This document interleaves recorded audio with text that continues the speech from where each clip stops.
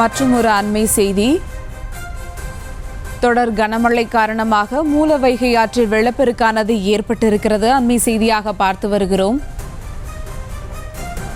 தேனி மாவட்டம் வருசநாடு பகுதியில் உள்ள மூலவைகை ஆற்றில் வெள்ளப்பெருக்கானது ஏற்பட்டிருக்கிறது. மேற்கு தொடர்ச்சி மலைப்பகுதிகளில் 18 மணி நேரமாக தொடர் கனமழையானது பெய்து வருகிறது. அண்மை செய்தியாக பார்த்து வருகிறோம். தொடர் கனமழை காரணமாக மூலவைகை ஆற்றில் வெள்ளப்பெருக்கானது ஏற்பட்டிருக்கிறது. ஆற்றில் இறங்கக்கூடாது என்று எச்சரிக்கையானது விடுக்கப்பட்டிருக்கிறது. அண்மை செய்தியாக பார்த்து வருகிறோம்.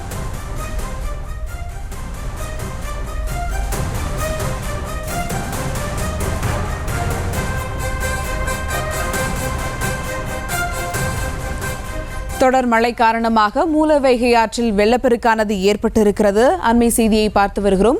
இது குறித்த கூடுதல் விவரங்களோடு இணைகிறார் எமது செய்தியாளர் விக்னேஷ். வணக்கம் விக்னேஷ், விவரங்கள். வணக்கம். தேனி மாவட்டம் முழுவதும் நேற்று மாலை முதல் தொடர்ந்து கனமழை பெய்து வருகிறது. குறிப்பாக வைகை ஆற்றின் நீர்பிடிப்பு பகுதியிலான வெள்ளிமலை, மேகமலை, அரசரடி, பொம்மராஜபுரம், கடமலைக்குண்டு, வருசநாடு உள்ளிட்ட பகுதிகளில் நேற்று மாலை 3 மணியில் தொடங்கிய கனமழை தற்போது வரையிலும் பெய்து வருகிறது.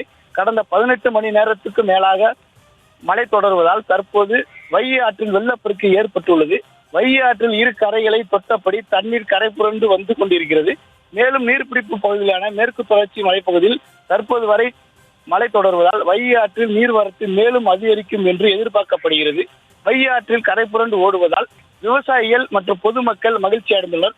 மேலும் வைகை, கொட்டக்குடி மற்றும் சுருளியாறுகளில் வெள்ளப்பெருக்கு ஏற்பட்டுள்ளதால் வைகை அணை நீர்வரத்து இதனால் அணை நீர்மட்டம் மீண்டும் முழு கொள்ளளவை எட்டும் என எதிர்பார்க்கப்படுகிறது. செய்திகளை உடனுக்குடனும் துல்லியமாகவும் தெரிந்து கொள்ள சப்ஸ்கிரைப் பண்ணுங்க.